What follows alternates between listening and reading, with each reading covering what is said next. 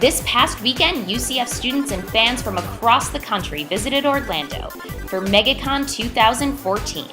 The crowds were huge and the costumes were epic.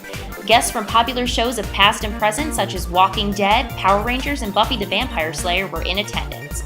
Over 70,000 attendees braved the heat and enjoyed the comics, cosplay, and communications with fellow fans.